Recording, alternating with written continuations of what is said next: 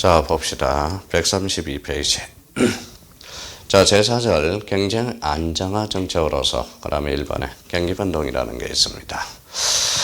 자, 그래서 이제 경제 변동과 관련돼서 우리가 좀 살펴볼 거는 우리가 어떤 측면에서 보느냐, 경기 변동에 대해서. 자, 경기 변동은 여러 가지가 있겠죠. 그래서 이런 측면에서 보겠죠. 호황기라는 게 있어요. 호황기가 있으면 후퇴기가 있어요. 후퇴기가 있으면 자, 불황기가 있다라는 거예요. 그래서 불황기 정점은 헤어져. 이렇게 해서 회복기가 돌아가는 거. 이런 관계 있죠. 그러면 우리가 이제 정점에 돌아가는 거, 대표적으로 이제 호황기가 되고, 여기가 호황기죠. 호황기, 그 다음에 후퇴기, 그 다음에 침체기가 돼서 서서히 회복되는 회복 단계가 있다라는 겁니다. 그렇다면, 다시요. 말로 표현한다면, 경기 변동은 크게 네 가지 주기적으로 나눠지고 있다. 자, 경기라는 것은 호황기라는 게 있어요. 자, 호황기가 있으면 대표적으로 뭐가 있다? 바로 후퇴기라는 게 있고, 후퇴기가 있으면 뭐라는 거예요? 불황기가 있고, 불황기가 있으면 회복기가 있다라는 겁니다. 요 관계, 회복기, 요 관계가 바로 회복기, 이게 경기 변동이 되겠죠. 자, 경기가 안 좋다, 일반적으로 많이 들었을 거예요. 그러면 경기라는 것은 국민 경제의 총체적인 활동 수준을 바로 경기라고 그래요. 그러면 경기 변동은 경제 활동의 수준이 주기를 가지고 성장하고 후퇴하는 현상을 무슨 변동이다? 바로 경기 변동이라고 그래요. 여기에 대해서 이제 경기 순환은 호황기, 후퇴기, 불황기, 회복기 단계의 반복을 하고 있다라는 거. 그러면 호황기는 뭐냐? 경제가 가장 좋은 시기가 호황기겠죠. 저로 짜니까. 거기에 대해서 후퇴기, 경제활동의 전반적 침체 과정의 시기가 바로 후퇴기가 되고, 경제가 침체된 시기, 불황기가 되고, 소비의 투자가 살아나고 있는 것을 뭐라고 그런다?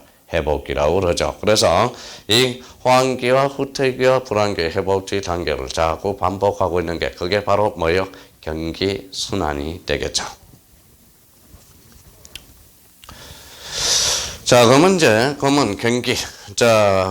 경기 변동이 발생하면 여기에서, 그러면 경제를 어떻게 안정화시킬 건가? 경제 안정화 정책이 나오겠죠. 경제 안정화, 그 다음에 대표적으로 정책이 나오겠죠. 경제 안정화 정책. 여기에서 이제 여러 가지가 되겠죠. 첫 번째는 뭡니까? 바로 재정 정책이 되겠죠. 재정 정책이 되죠. 재정 정책. 자, 여기에서 이제 재정 정책이 있으면 대표적으로 뭡니까? 거기에 대해서 금융 정책이 되겠죠. 이것도 이제 나름대로 우리 재정 정책과 금융, 그러면 이제 세금을 올린다.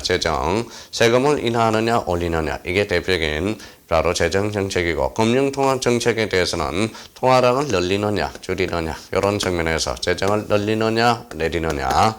그러면 금융 정책도 통화량을 늘리느냐 줄이느냐의 대표적인 여러 이제 재정 정책과 금융 정책. 그러면 언제 때 올리고 언제 때 내리는지. 금융 정책도 마찬가지예요. 언제 때 올리는지 올리고 언제 내리는지. 경제 안정화 정책에서 그러면 재정 정책과 금융 정책의 개념을 우리가 확인해보고, 그러면 정부가 세입과 세출을 조절함으로써 총수요를 관리하면서 경제의 안정화 성장을 추구하는 정책이 무슨 정책이다? 바로 재정 정책이 되겠죠. 자, 경기 가열시 종류는 긴축재정 정책으로서 흑자 재정을 한다라는 거예요. 그러면 세입을 늘린다. 세입을 늘린다라는 거죠. 세입을 늘린다라는 것은 그만큼 긴축재정 정책으로서 흑자 재정이 되는 거죠. 그러면 세출을 감소하는 거죠. 그럼 세율을 인상하게 되면 자, 정부의 지출이 축소가 되는 거예요. 방법은 그겁니다. 가장 간단한 방법이 되죠. 그런 전문에서.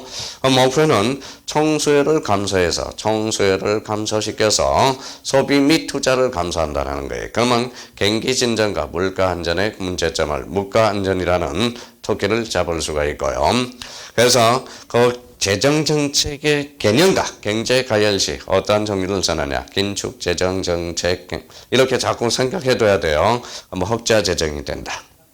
자, 방법은 세율을 인상한다. 세율을 인상하면 세금이 들어온다라는 것은 재정은 흑자 재정이라는 거예요. 그래서 세금이 들어온다라는 것은 정부 지출을 축소시키는 거예요. 그래서 목표는 총수요를 감소해서 소비와 투자를 감소하고 경기 진정과 물가 안정을 한다. 이거는 경기 가열시.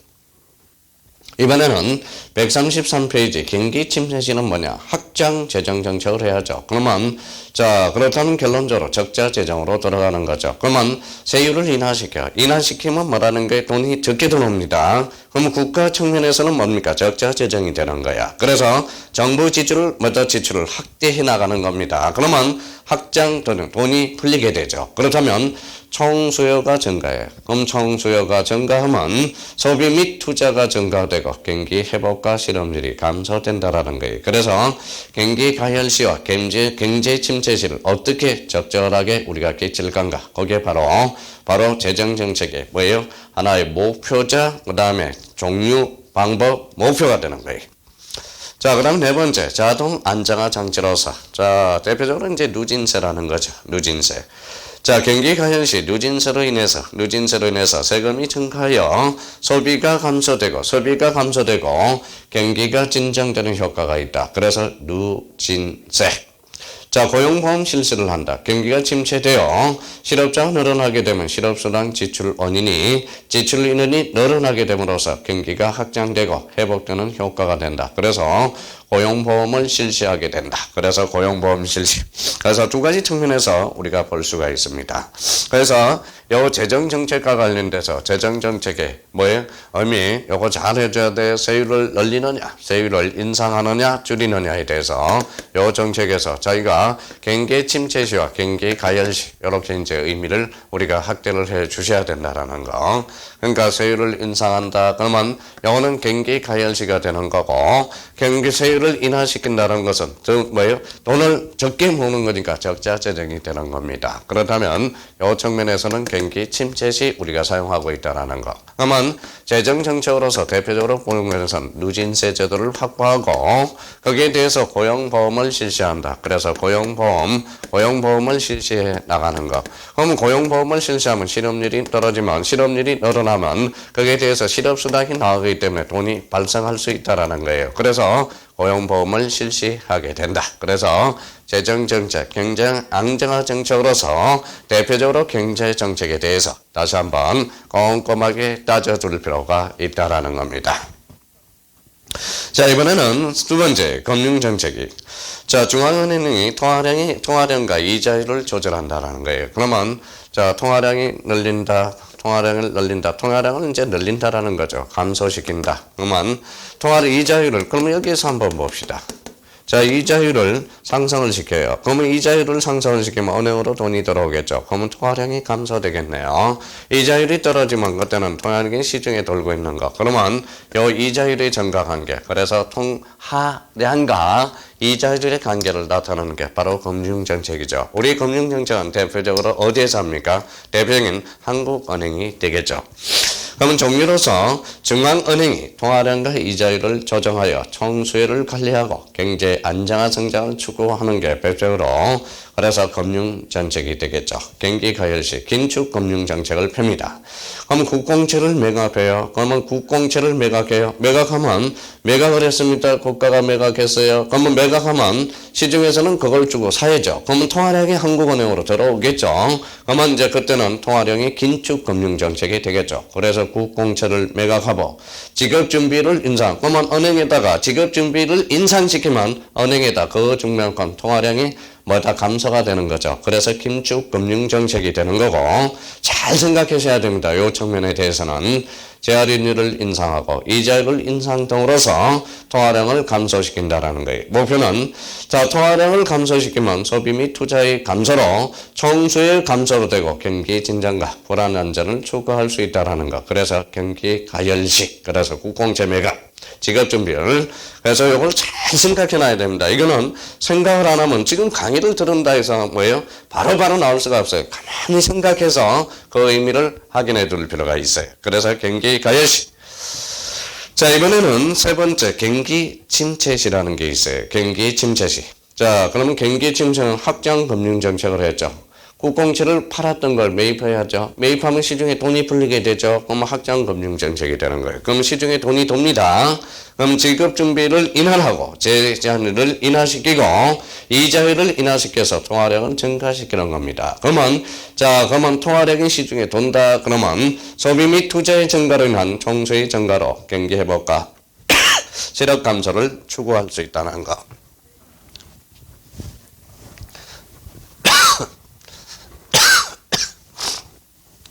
그래서 경제 안정화 정책으로서 재정 정책, 금융 정책 이 두 가지. 그럼 여기에서 자 132페이지에서 133페이지 요거 한 번씩 132페이지에서 133페이지 반드시 확인해 보자. 자, 그래서 이제 경제와 안정화 정책으로서 재정 정책, 금융 정책. 그래서 132페이지에서 133페이지. 이거는 우리가 생각하면서 집중적으로 공략해 놔야 됩니다. 이런 것들을 우리가 표시해 놓고 우리가 집중적으로 공략해서 우리가 한 문제 맞춰야 되겠죠. 그래서 우리 국민 경제와 합리적 선택에 대해서는 많이 출제되고 있다라는 거.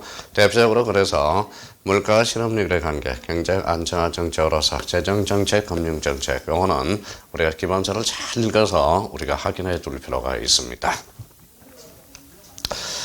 자, 그러면 이제 제3장 국제협력의 정진 여기 나오죠.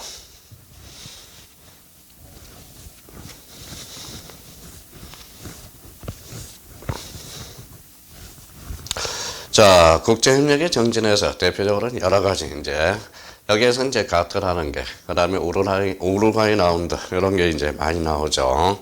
그래서 국제경제 질서의 변화, 자유무역의 확대, 이렇게 나오죠.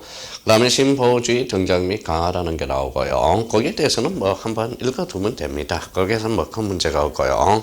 그래서 자유무역이 확대되고 신보호주의 등장 및 강화라는 게 나오고요.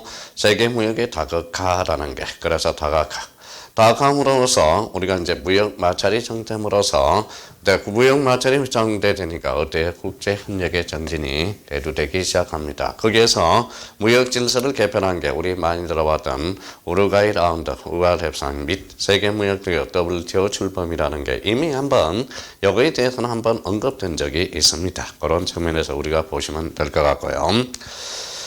자, 그렇다면 이제 국제협력의 정진에서 어디가 포인트냐? 그래서 이제 올해 국제협력의 확대로서 그러면 135페이지 가니까 오늘날의 국제교류 양상으로서 세계경제의 통합과 상호 의존이 심화되고 있다. 교통, 통신, 수단의 발달로 경제교류를 확대하고 그다음에 교육 대상의 확대, 세계무역기구의 체제의 확대로서 올해 국제무역의 양상들이 이렇게 변하고 있다는 것. 자, 근데 점차로 지역적인 경제 통합이 되고 있다라는 겁니다. 그래서 자, 국가 간에 존재하는 무역 장벽을 헐어버리고 자유무역의 무차별 원칙을 지역적으로 적용하는 국제관계가 지역적인 어떤 벽을 무너서 그다음에 간세라는 거죠. 그걸 무너뜨려서 경제를 통합하고 있는 추세로 가고 있다. 그래서 대표적으로 자유무역지대라는 거죠. 그래서 각 가맹국들 사이에 간세가 완전히 철폐되어 자유무역 실현을 하는 자유무역지대. 그럼 세 번째 지역적 경제협력기구로서 경제협력개발기구 OECD, 선진국 간의 경제정책조정, 경제협력개발기구 OECD 많이 들어봤죠. 동남아시아 국가에서 아셈이라는 게 들어봤을 거고요. 자, 그러면 이제 뒷장을 넘겨서 우리 경제 국가 경쟁력은 어떻게 될 건가? 그런 측면에서 우리가 살펴봐야죠. 자, 국민경제의 총체적인 대경제력, 경제적 요인뿐만 아니라 효율적인 사회구조, 합리적인 제도 정책을 포괄하는 개념이 바로 의미가 있겠죠. 그래서 국제경제력 결정 요인은 기업 내부 환경입니다. 기업 내부라는 것은 내부, 캐피탈이죠. 그래서 기업의 재무 구조 기술을 향상시키고 기업가의 경영 능력을 확대시키는 것. 그러면 외부적 구조는 뭐냐? 바깥이겠죠. 그러면 정부 정책의 효율적, 사회 간접 자본, 국제화 정도, 금융 환경 등이 기업 외부 환경이 되겠죠. 자, 국민들의 의식 수준은 늘 그렇습니다. 우리 소비자들은 합리적 소비와 근로자들의 생산성 제고 노력과 공무원들의 봉사 정신 등 그런 측면에서 우리가 살펴보는 거고요. 자, 그렇다면 136페이지에 국제 경쟁력 강화 방안으로서 기업 경쟁력 약화 요인 나와 있고요. 강화 방안으로서 자, 약화 요인이 뭐라고 써놨는지 한번 봅시다. 사적 이익을 우선 추구하는 의식구조, 재무구조 불실, 경영 능력 및 기술 수준 저하, 대기업에 대한 부정적 사회 분위기 등 그러면 강화 방안은 원가를 절감해서 그만큼 경영 혁신을 통해서 생산성을 향상시키고 생산기술 개발에 대한 적극적 투자, 새로운 노사관계 개선을 위한 제도 개선이 강화 반응이 되는 그래서 기업 경쟁력을 높여야 되고 산업 경쟁력을 높여야 되겠죠. 산업 경쟁력을 높이는 것은 대표적으로 어떤 겁니까?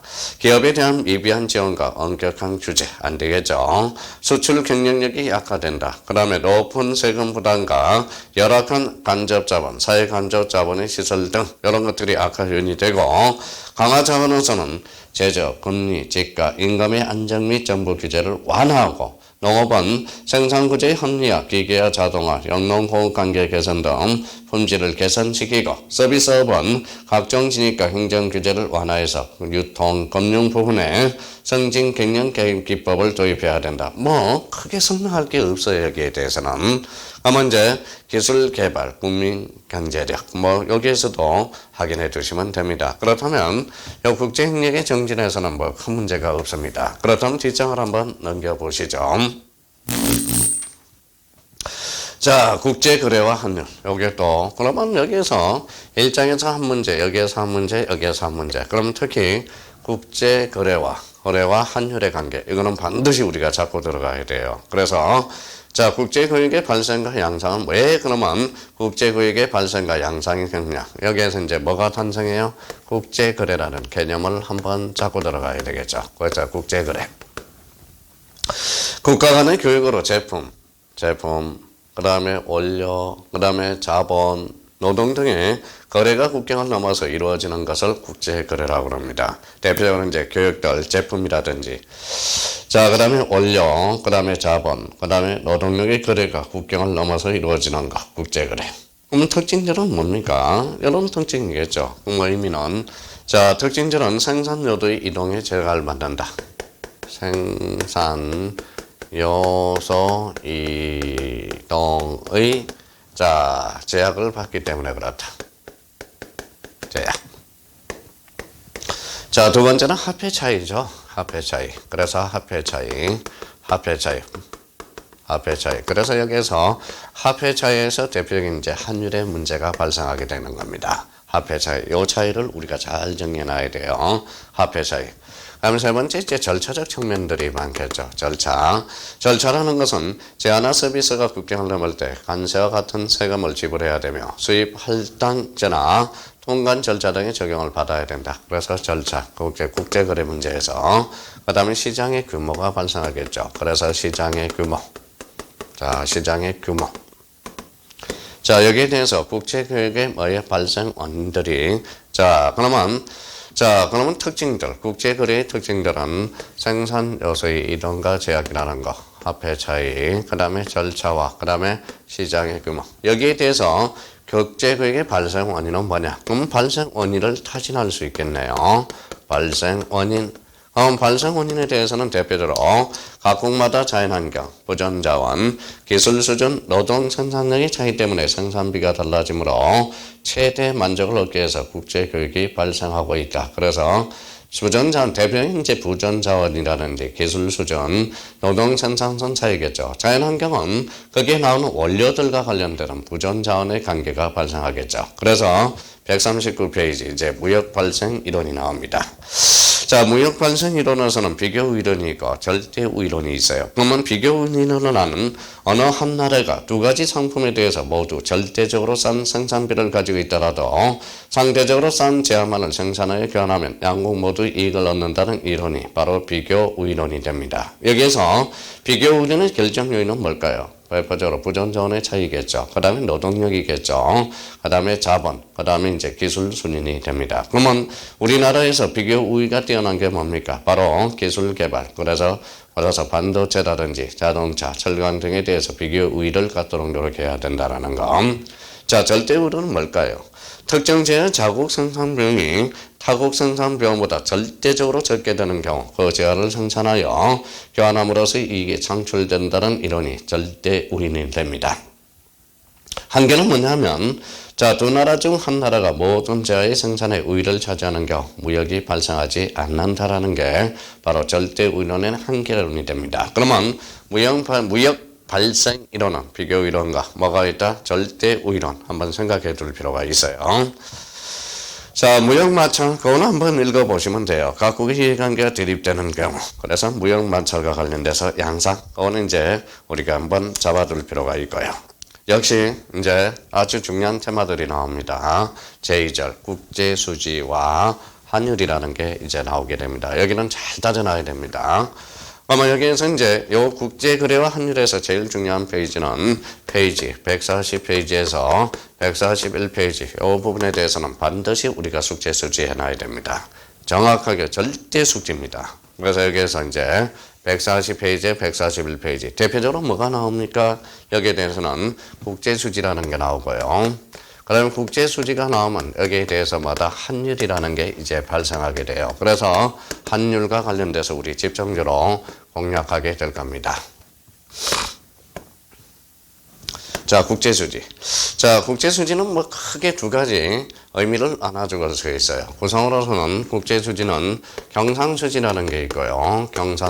경상수지와 그다음에 자본수지라는 게 있어요. 그래서 자본수지가 있어요. 그러면 선생님 국제수지가 뭡니까?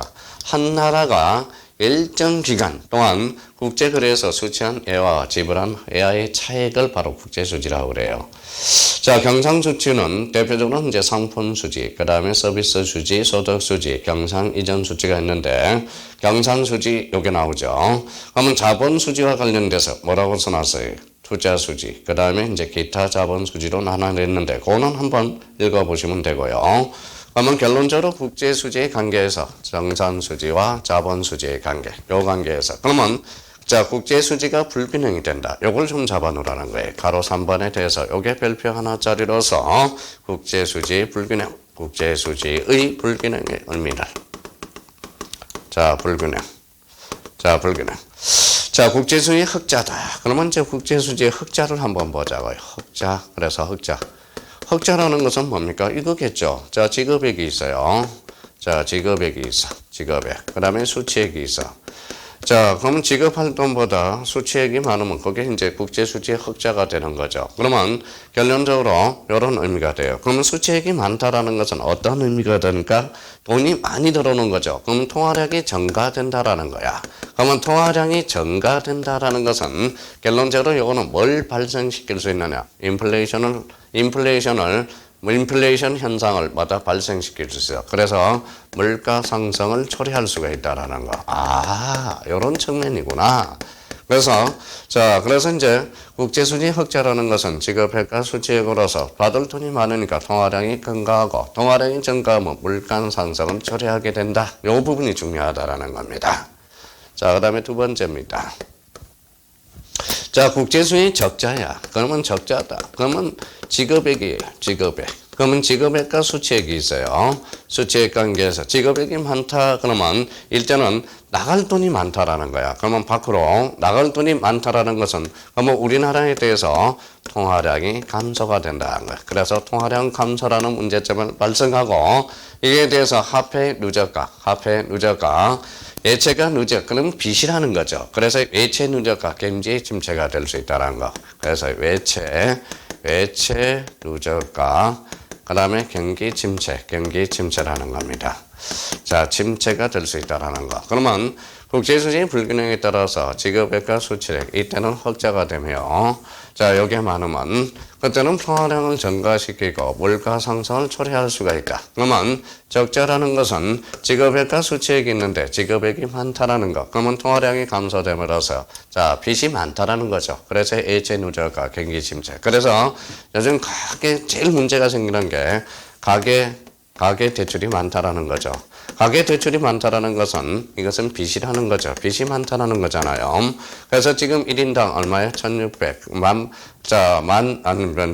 여기 1, 10, 100, 1000. 그래서 1681만 원이 1인당 국가 뭐예요? 빚이 1인당 국가 빚이라고 이야기를 많이 하고 있다라는 겁니다. 그러면 그만큼 빚이 많다라는 것은 어때요? 그만큼 소비가 이축이 될 수 있다라는 거야. 그러면 소비가 이축이 될 수 있다라는 것은 그만큼 어떻게 돼요? 그러면 자, 투자가 감소가 될 수 있다라는 거고, 그런 측면에서 우리가 계속적으로 봐주면 된다라는 겁니다. 그래서 국제 수지와 관련돼서 경상 수지, 자본 수지와 관련돼서 이런 의미가 되고요. 그러면 국제 수지 불균형과 관련돼서 흑자 재정과 적자 재정에 대해서도 이걸 꼭 확인해 둘 필요가 있다라는 거. 자, 그러면 국제 수지의 포인트는 국제 수지의 불균형, 이걸 반드시 우리가 확인해 둘 필요가 있어요.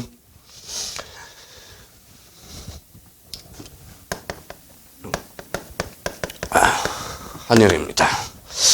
자, 환율과 관련돼서 환율 의미. 자, 미국 달러와 우리나라의 바꿔치기할 때 화폐 가치는 어떻게 되는가? 그게 바로 뭐예요? 자국 화폐와 외국 화폐의 교환 비율이 바로 환율이 되겠죠. 그래서 필요성입니다. 국가 간 통화 제도가 다른 상황에 따라서 국제거래의 원활한 결제를 위해서 필요하다. 그래서 필요성. 그래서 환율 제도도 대표적인 두 가지 환율 제도, 여러 가지가 있죠. 고정 환율 제도, 그 다음에 변동 환율 제도. 자, 그래서 고정 환율 제도는 딱 박힌 거죠. 한 나라의 환율을 정부나 중앙인이 개입하여 일정 수준으로 고정시키는 제도. 장점입니다. 환율이 안정적이에요. 그러면 운영되어 수출입의 안정적인 유지에 유리하고 국민 경제의 안정을 가져오며, 단점은 국제수지 불균형에 대한 정부의 개입이 필요해서 무역 분쟁을 초래할 가능성이 있다는 것. 대표적으로 고정 환율 제도의 장단점 꼭 잡아놔야 됩니다. 자, 여기에 대해서 이제 고정 환율 제도에 대해서 변동 환율 제도가 있습니다.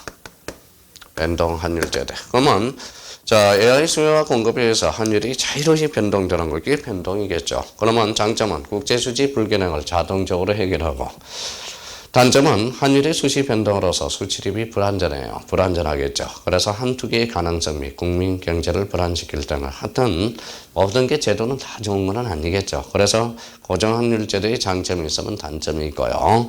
변동환율제의 장점과 단점, 그래서 그 반가로 일반과 반가로 이반, 그 의미를 꼭 좀 정리해 둘 필요가 있어요.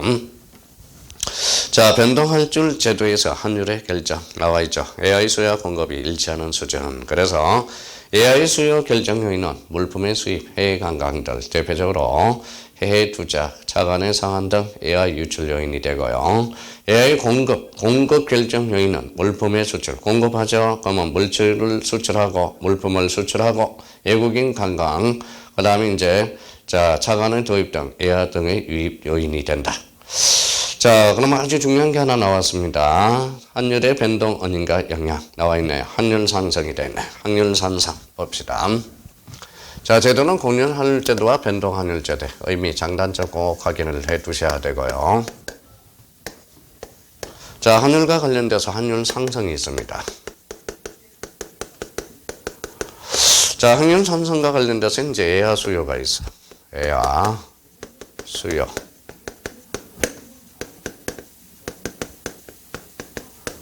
자, 애화 수요와 애화 공급이 있는데 수요가 많다. 그러면 수요가 많아요. 그러면 수요가 많다라는 것은 당연히 환율이 상승이 되겠죠. 환율이 상승이 된다. 그러면 그런 의미에서 이제 생각을 해 두셔야 되고.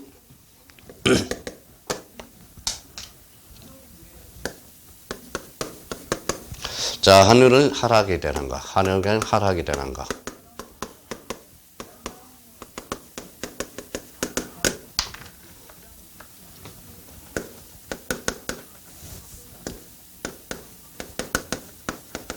자, 예약 공급이 뭐다 많으면 어떻게 돼요? 그때는 환율이 항상 하락이 되겠죠. 그러면 원인과 영향들을 잘 살펴봐야 돼요. 자, 그러면 봅시다. 자, 거기 잘 정리해놨어요. 원인은 AI 수요가 증가한다. 그러면 수입, 해외 투자에 증가를 하게 돼 있어요. 그러면 차관을 상한 돈을 줘야 되겠죠. 그러면 AI를 공급을 감소시키고 감소. 그러면 수출 외국인의 국내 여행, 외국인의 국내 투자가 감소 등이 된다. 영어는 자, 환율이 상승된다는 것은 자국 화폐 가치가 하락이 된다는 거죠. 자, 환율이 상승된다는 것은 그만큼 화폐 가치가 떨어진다는 거니까 화폐 가치가 떨어지면 수출이 증가되고 외화 보유고가 증가하고 동화량이 증가되고 해외형의 부담이 증가되고 국제 원자재 가격이 상승하며 물가가 상승된다는 거. 그래서 환율을 상승함으로써 거기 꼭 정리해 둘 거는 원인과 그 영향을 꼭 정리해 두셔야 됩니다. 영향과 원인을 생각해 둘 필요가 있어요. 자, 환율은 하락되면 원인은 뭐냐? 원인은 뭐고 영향이 뭔지 그걸 집중적으로 공략해 두셔야 됩니다. 그렇다면 환율 하락과 외화 수요, 외화 공급이 많은 것, 외화적 수요 감소, 외화 공급 증가. 그래서 자국 화폐 가치가 이제 환율이 떨어진다는 것은 화폐 가치가 높아진다는 거니까 그것만 조심하면 돼요. 어떻게 되면 환율이 상승되면 첫 강의 듣는 사람은 화폐 가치가 상승된다는 것처럼 느끼는데 환율이 상승이 되면 화폐 가치가 하락이 되는 거고 환율이 하락이 된다는 것은 화폐 가치가 상승됨으로써 자 상승이 돼요. 그러면 수입이 자 화폐 가치가 높아졌으니까 뭐예요? 딴 나라에서 사오는 게 낫죠. 그래서 수입이 상승이 되고 외환 보유고가 감소되겠죠. 상승되니까 자꾸 수입이 상승이 되니까 외환 보유고가 떨어지겠죠. 그러면 통화량이 감소되고 해외여행 부담 감소, 국제 원자재 가격이 하락되고 물가가 안정이 된다라는 거. 그러면 여기에서 우리 특히 우리 국제거래와 환율에 대해서 대표적으로 국제제재와 환율 관계에서 요 140페이지에서 140페이지에서 141페이지까지 반드시 잡아둘 필요가 있습니다. 그러면 우리 8편 국민경제와 합리적 선택으로서 16% 정도가 출제되는데 그러면 16%가 출제된다는 것은 두 문제에서 세 문제. 그러면 여기 1장에서 하나, 2장에서 하나, 4장에서 하나 출제된다고 생각해 두시면 됩니다. 그래서 국제거래와 환율 관계에서 특히 140페이지, 141페이지 이것만 잘 정리해 준다면 우리 세 문제 맞기는 그렇게 큰 문제가 없을 거라고 생각이 들어요. 우리가 자 이런 기본서, 교과서를 자꾸 읽어 들어가면서 우리 이제 나중에 문제 풀이할 때 그걸 막 이론과 문제가 상호 소통이 돼야 된다는 거. 왔다 갔다 해주는 관계. 이론만 한다고 해서 문제를 푸는 것은 아니라는 겁니다. 그러면 우리가 이제 교과서 140페이지, 141페이지 국제제재와 환율 관계에서 이론을 계속적으로 정립해가면서 우리 문제풀이 들어가면 됩니다. 그때 뭐 문제 풀어도 우리 충분히 늦지 않는다는 건 생각해두고 오늘까지 범위는 여기까지다. 진도는 그러니까 여기까지 하고 하여튼 날씨가 점점 추워지고 있어요. 하여튼 더 배움 회원 여러분 감기 조심하시고 나중에 뵙도록 하겠습니다. 다음 시간에는 어디냐? 자, 공동생활과 사회발전 거기에서 출발할까 계획 중입니다. 하여튼 몸 건강히 잘 계시고요. 힘내시고 감기 조심하시고 다음 시간에 뵙도록 하겠습니다. 감사합니다. 안녕히 계십시오.